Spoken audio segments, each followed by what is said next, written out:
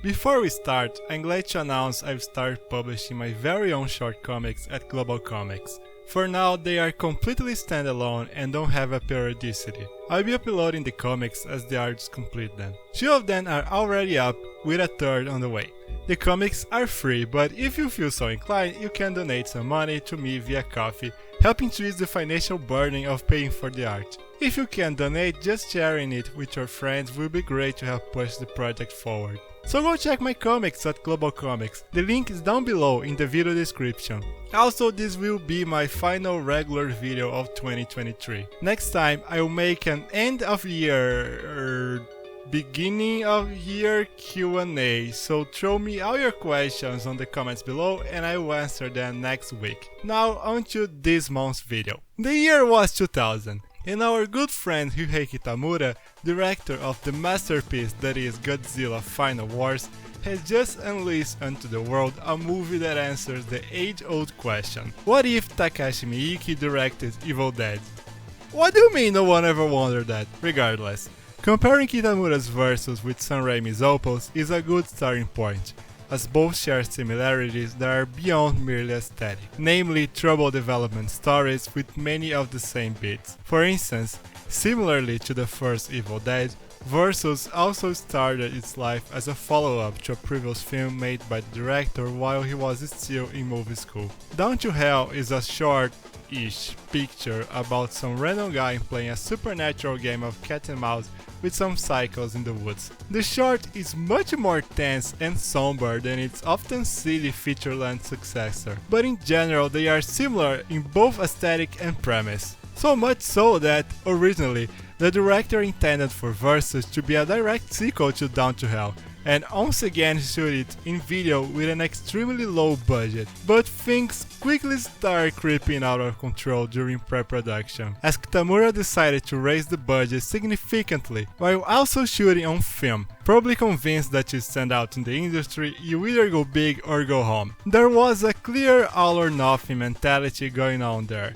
Somewhat understandably, the director was under the mindset that this could be the last movie he ever did, so might as well do everything he ever wanted to do in a movie. Treat it as the movie of his life, you know. Now, as a dropout film student, I can only say this is peak film student mentality actually. Much like Raimi before him, Kitamura went to friends and family and asked to borrow their money so he could finance this somewhat expensive endeavor, as professional producers from the industry thought what the director wanted to achieve was unfeasible with the time and money he was asking from them, and they were right. What should be a 3-week shoot dragged on for 7 months, with Kitamura and company constantly asking for more money from their financiers. Eventually though, they did deliver on the movie of their lives, featuring an idiosyncratic mix of everything the director liked, from Yakuza to samurai, zombies, martial arts, post-apocalypse, Highlander, the works. If you are wondering what kind of plot could possibly support such a wide array of scenarios and styles, the flimsy kind of plot, that's what.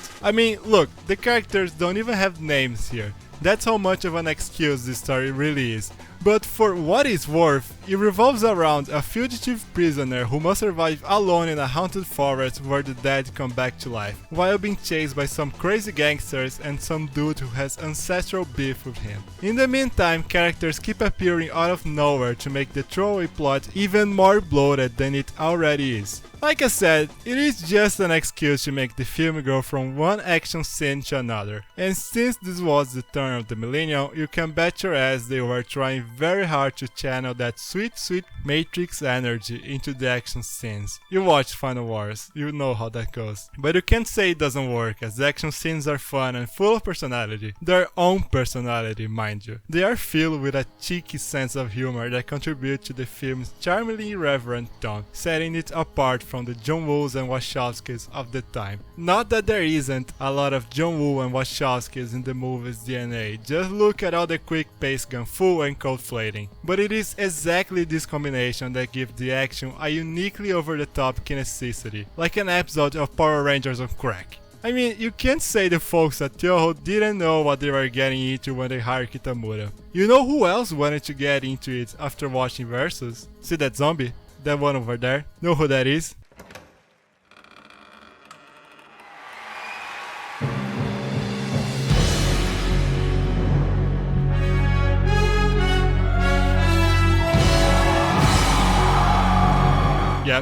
Hideo Kojima was a friend of Kitamura and acted as an extra for the film. He was so impressed by what he saw that he asked the filmmaker to direct the action scenes of Metal Gear Solid Twin Snakes for the GameCube. So now you whiny bitches out there who hate this game know who to blame. By the way, I lied, I can't tell which of the zombies is Kojima, but he's here somewhere. But perhaps even bigger than that is Versus' influence on another one of gaming's legendary franchises.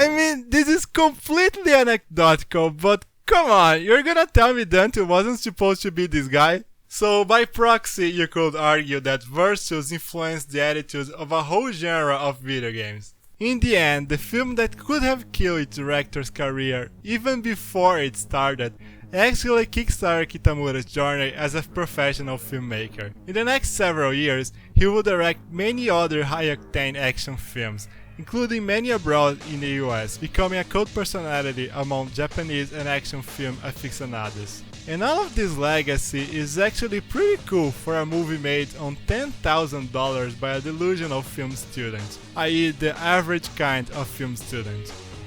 That was it for 2023. Thank you for following me through the year. I can only be grateful for your patience with my less than constant schedule.